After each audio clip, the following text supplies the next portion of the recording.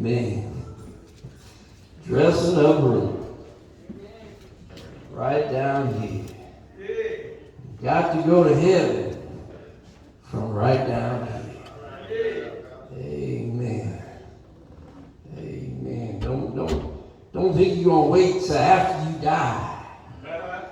Amen. Till you try on your long white robe. Amen. This is dressing up room right down here. Amen. Somebody said, I know my robe gonna fit me well, because I tried it on at the gates of hell. Amen. Amen. Dressing up room. Amen. Y'all just don't know what I'm going to come up with next. Amen. Amen. For them to have their Bibles. In the Old Testament, in the book of Nehemiah.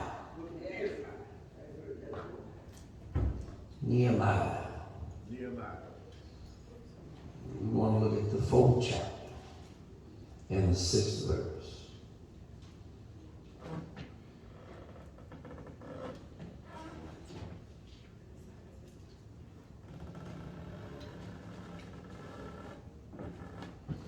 Let's give our drummer a hand. Amen. Amen. I gave him the beat and he came on. Amen. Amen. And that was exactly the beat I wanted him to play. Amen. Nehemiah, the 4th chapter and the 6th verse.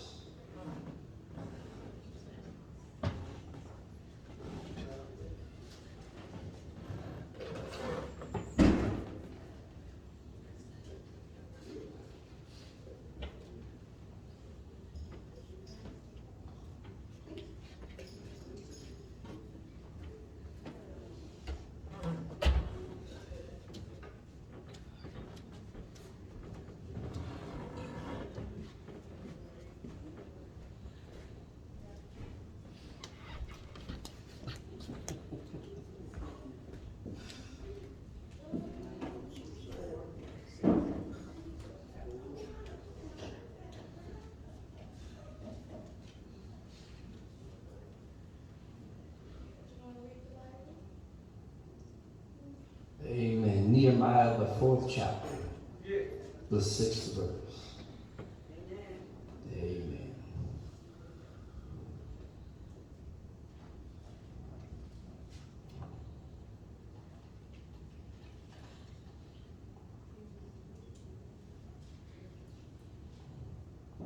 Got it, Jimmy?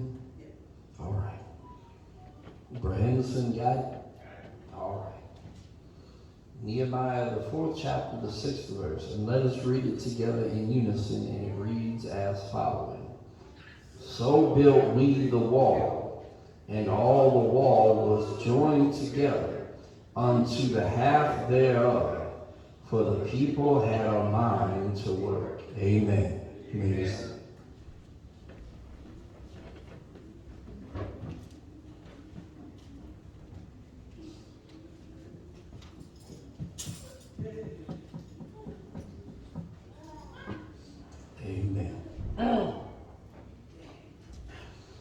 So build we the wall, and all the wall was joined together unto the half thereof, for the people had a mind to work. My subject at this present time, build the wall. Build the wall. If you will, turn to your neighbor and look your neighbor in the eye and tell them, neighbor, the preacher gonna preach. Build the wall. Neighbor. Oh neighbor. I love you. And ain't nothing you can do about it. Amen. By this time in history, the Babylonians had already conquered the Jews, carried them away as captives. Amen. And in their captivity, the Babylonians were very cruel to the Jews. Well, it was their very cruelty which caused God to move and allowed the Medes and the Persians to defeat the Babylonians. Then there rose up a Persian king by the name of Xerxes. Xerxes married a Jewish woman. Amen? Amen. And my brothers and my sisters,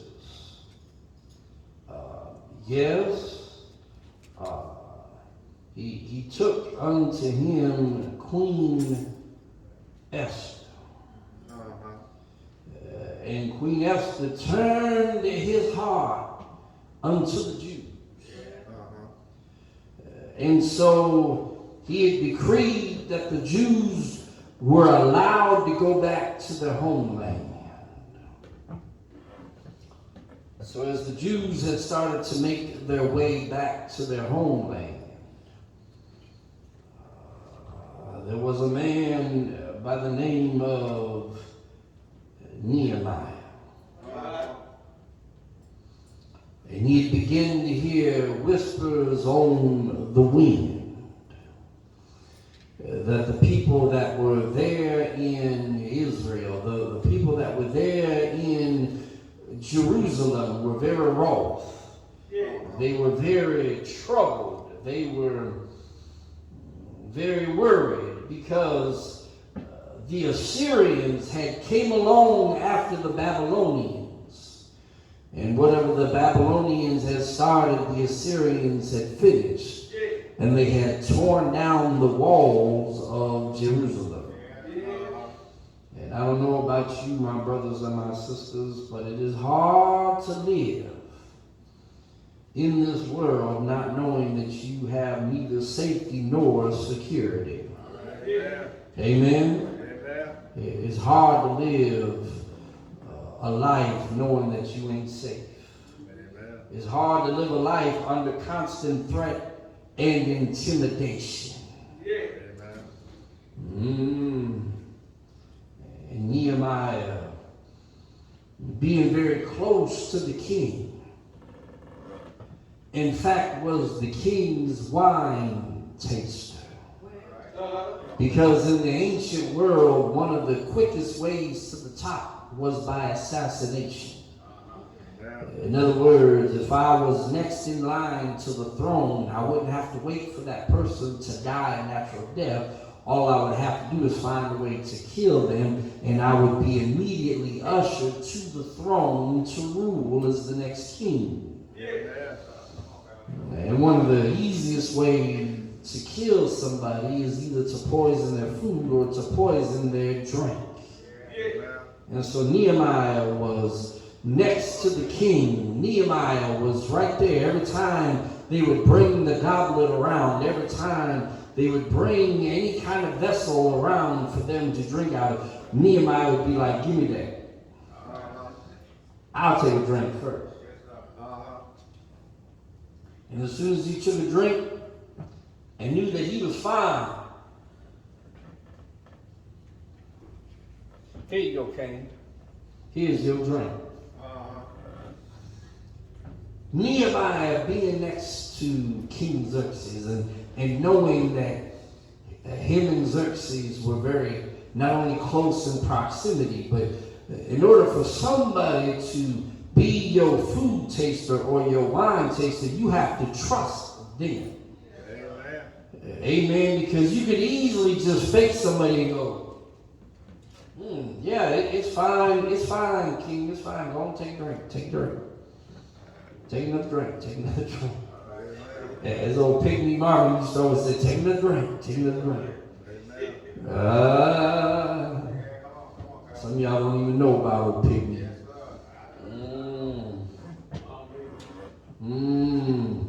But my brothers and my sisters, Nehemiah had the king's trust. He was as close as a friend as one could come to the king. And Nehemiah had leaned to the king and said, my people are very wroth. They are very upset. They are very distressed.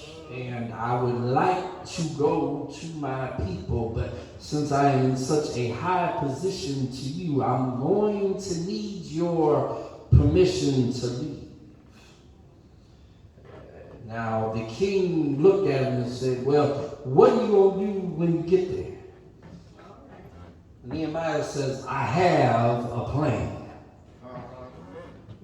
The king says, well, then take this order with you. And wrote him up a decree, giving him permission to leave his service and go back to the promised land. Yeah. Nehemiah was being led and directed by God. Yeah. The plan that was laid on Nehemiah's heart was a plan from God. Yeah. And Nehemiah was a person that was already, now I've said this many times before, that God would never put somebody in a position that he has not already prepared them for. Amen. Now, Nehemiah may not have been the wealthiest man. He may not have been the most high-ranking individual. But he knew enough about politics to get things done. Now, I failed to tell you earlier that when I said the subject was build the wall, this is part 1. Next week, going to be part 2. Amen? Nehemiah had a plan. He had things already in motion. Nehemiah's plan was to build back the wall.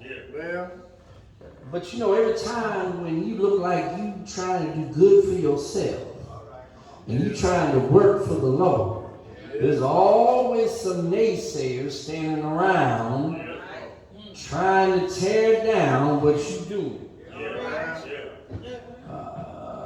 Here comes Sanballat the Sumerian, Tobias the Ammonite, the Ashdodites, and the Arabians. And they sought to hinder Nehemiah's progress. And to prevent the construction of the wall. Yes, sir.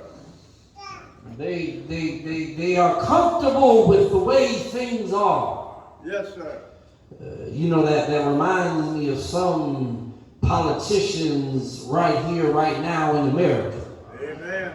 They don't want to see the impoverished areas improve.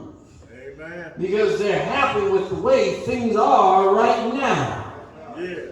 They ain't trying to build no new housing, and they ain't trying to improve the apartments there already is. They trying to squeeze as much money out while trying to put as little money in. And they don't want things to change. They want to take your tax dollars at every turn, but they want to put as little tax dollars back into the community. My brothers and my sisters, when they talk about gentrification, they really ain't talking about nothing new. Well, what it is just a merry-go-round going around and around and around and around and around.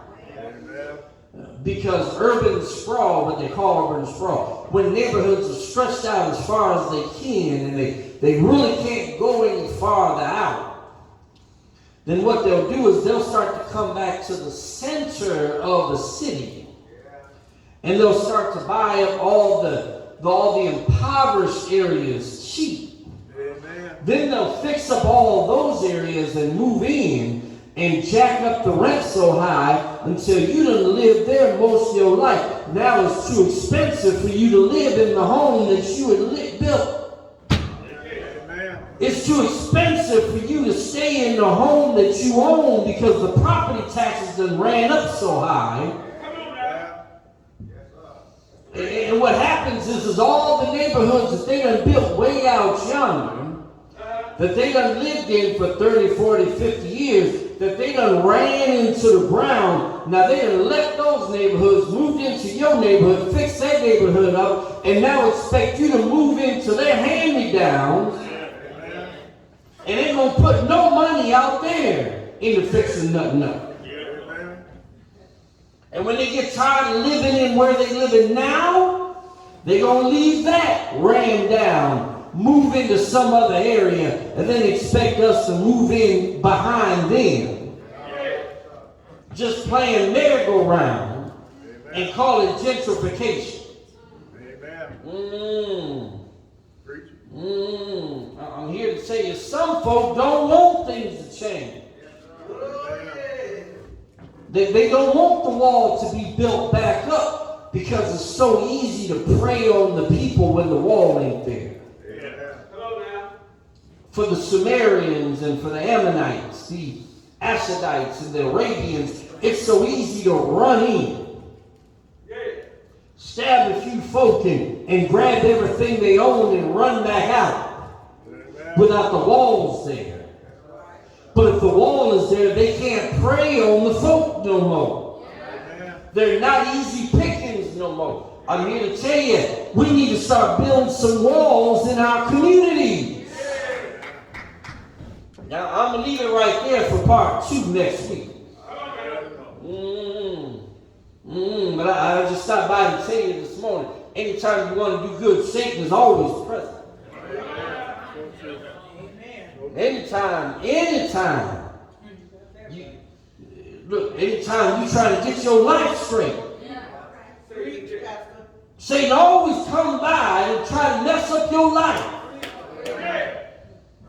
About the time you trying to get this, that, and the other straightened out, all of a sudden, you got a child calling from jail. I need some money. Oh, y'all don't hear me? You got a friend knocking on your door. You know, the same one that you called 2 weeks ago when you had a flat tire and they didn't have time enough to help you out. But now they knocking on your door because, you know, they need $50.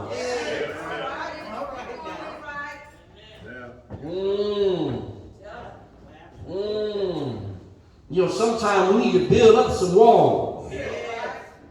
That means to cut some things off from us.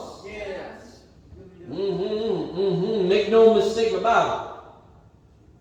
We as Christians need to build some walls.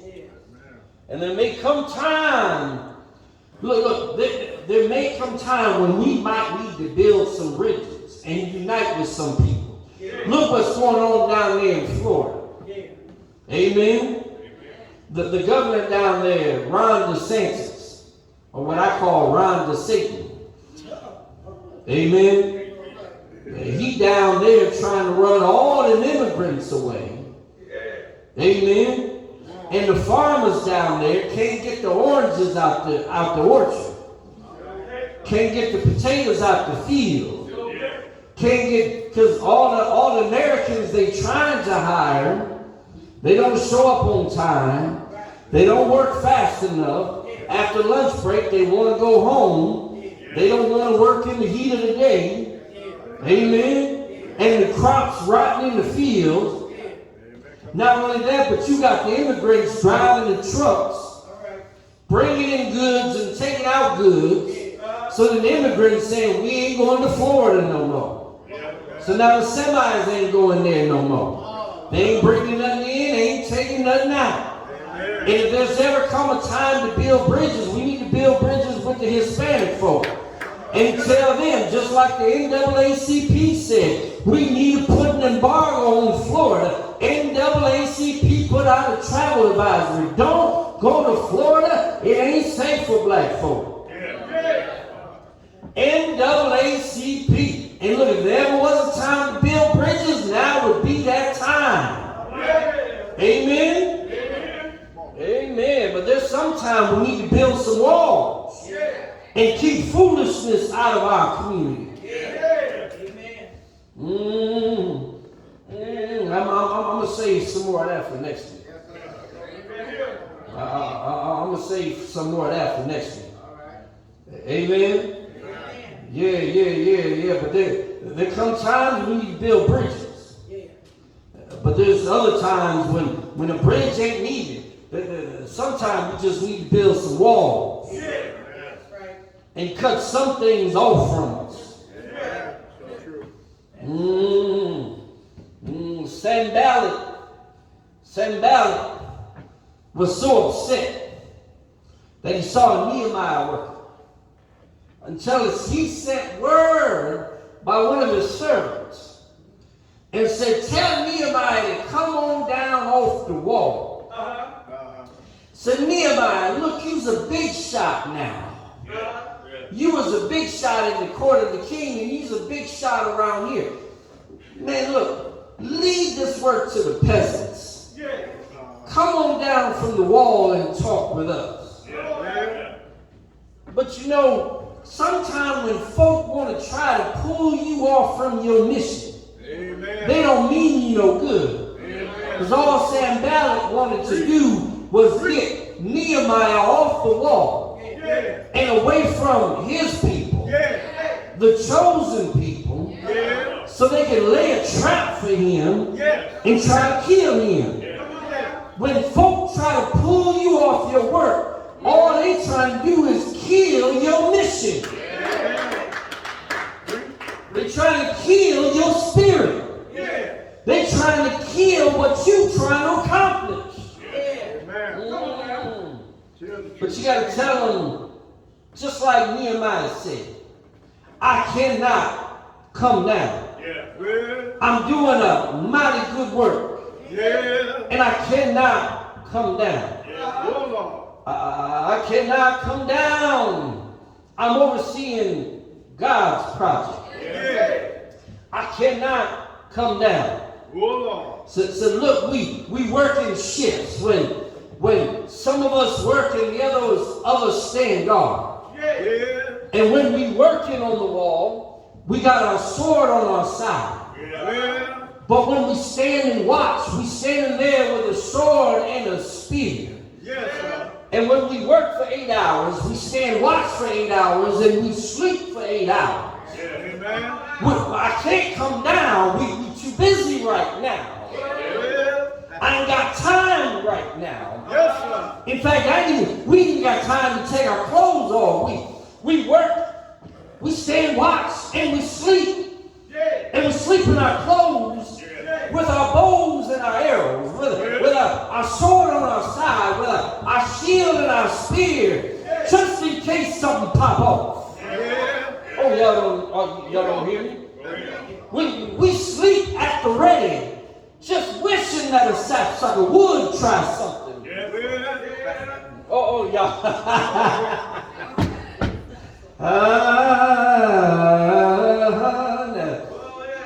And when it seemed like they work, and they stand watch, and they sleep. They work, stand watch, and sleep. And when it looked like their strength starting to falter, you know, sometimes you can work so much, and you can stand watch so much until you start to lose your strength. You done worked yourself just about to death. And when Nehemiah look around and they working so hard and they haven't taken a break and they look like their strength starting to falter. That's when they begin to pray. And they begin to pray for strength. Come on, preacher, come on now. And over in the New Testament, I can hear Jesus saying, watch, fight, and pray. Oh, y'all don't hear me? You got to watch, work, and pray. And prayer is necessary because prayer puts strength back into you. Yes, sir. Oh, y'all don't mind if I get a little fresh air. Take your time. Well, now, my brothers and my sisters. You see, Nehemiah's plan was to build back the wall. Yes, sir. But he wasn't trying to consolidate all of his men in one spot. Yeah. You see, the city was so vast that if he had all of his men on the south side, the enemy still could attack on the north. If he had all of his men on the west side, they could still attack on the east. Yes, sir. And before they could mount a counterattack all the way from the west to the east side, the enemy would have came and been gone before they could even get to the other side of town. Oh, Lord. So here's what Nehemiah did. Yes, sir. He took a group of men and he put them on the north. Yeah. And he took a group of men and he put them on the south. Yeah. And he took another group of men and he put them on the west. And he took another group of men and he put them on the east. Yeah. And they just kept on working on their individual sections. Yes, sir.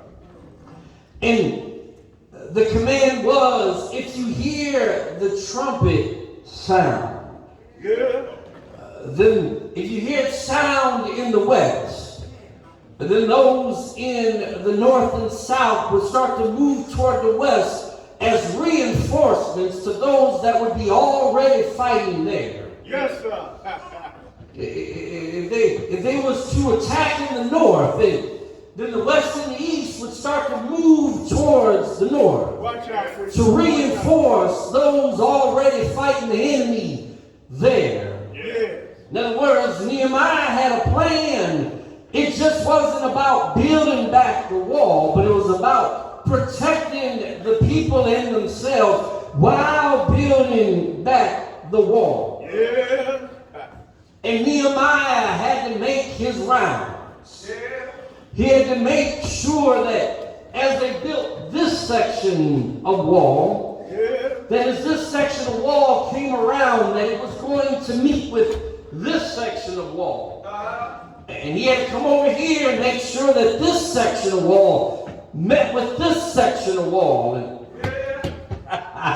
y'all don't hear me. Come on. If you ain't never been in construction, you might not know what I'm talking about. But when you build in different sections at the same time, you got to make sure that as you building it straight from one side to the other, that when they meet, that they join together just right.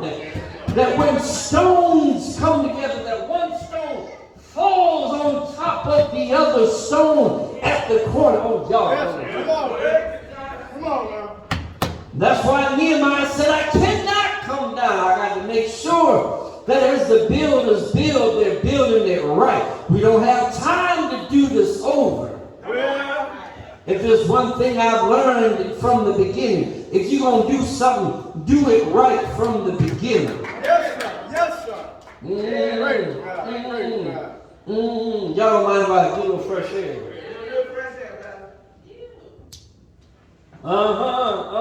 If you're going to do it right from the beginning. Yeah. That way you don't have to go back and do it all over again. Yeah.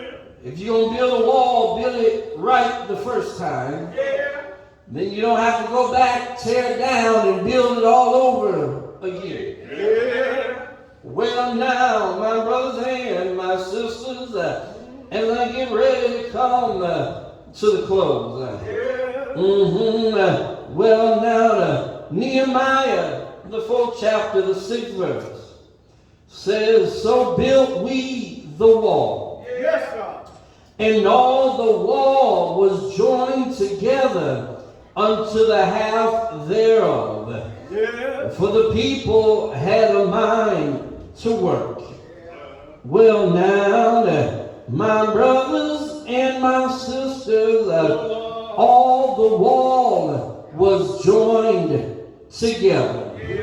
When they had finally got done laying all the stones and bricks, all the wall was joined together. Well, now, it was worked on in separate sections.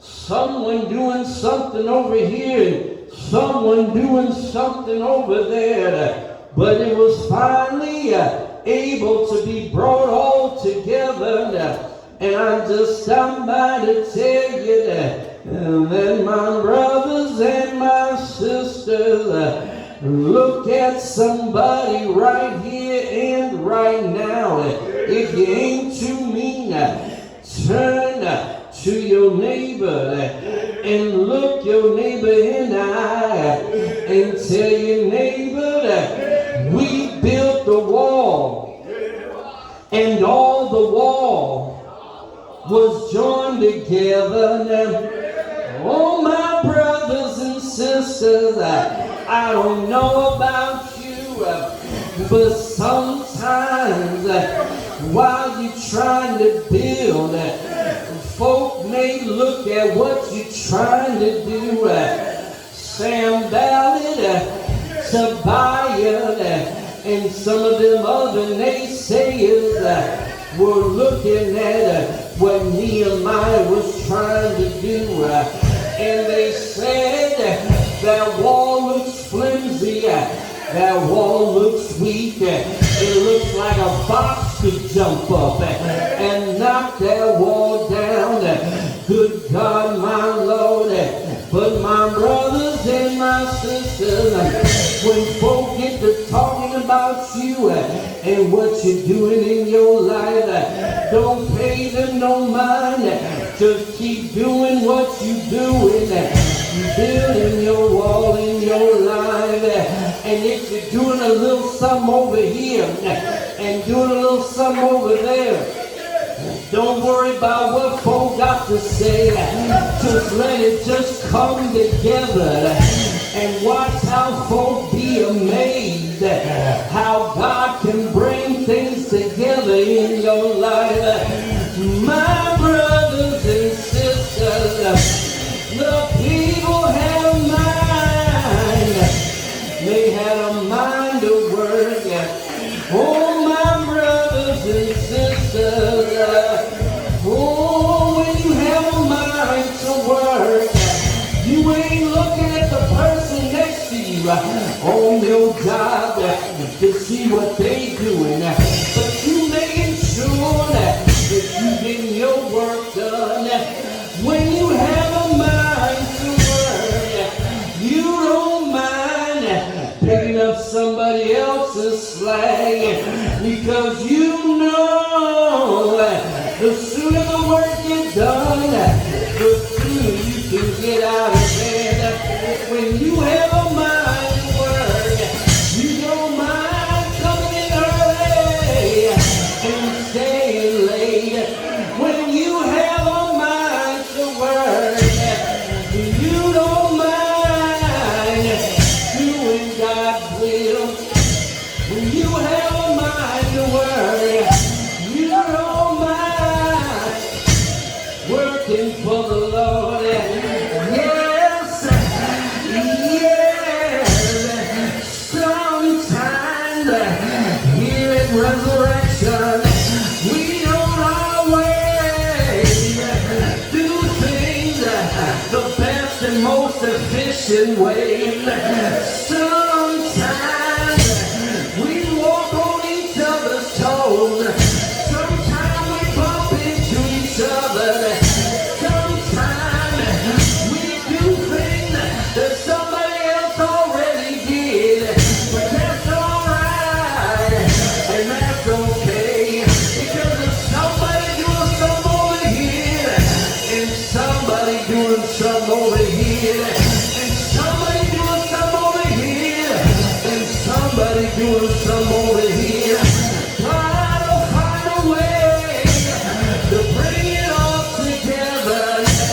And the Lord will get things done. Yes, He will. Yes, He will. And I don't know what's going on in your life. You may be out of work. You may be out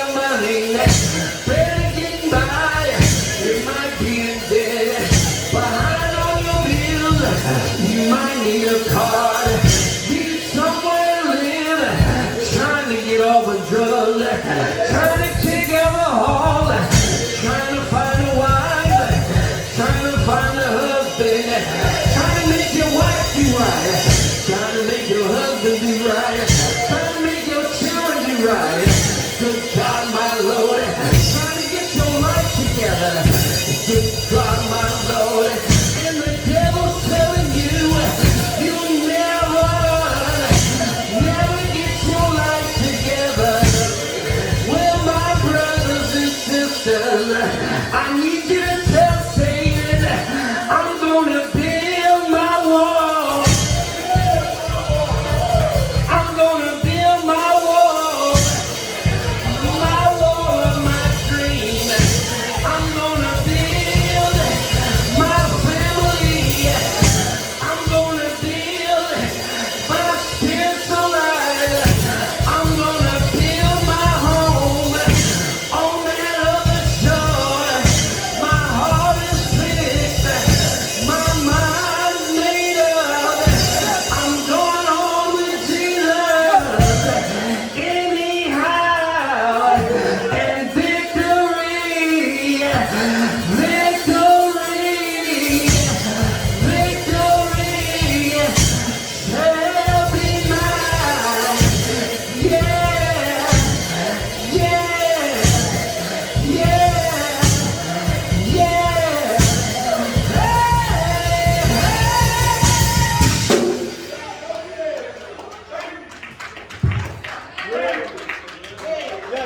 Hey, hey, hey. Oh, victory, victory, victory shall be mine.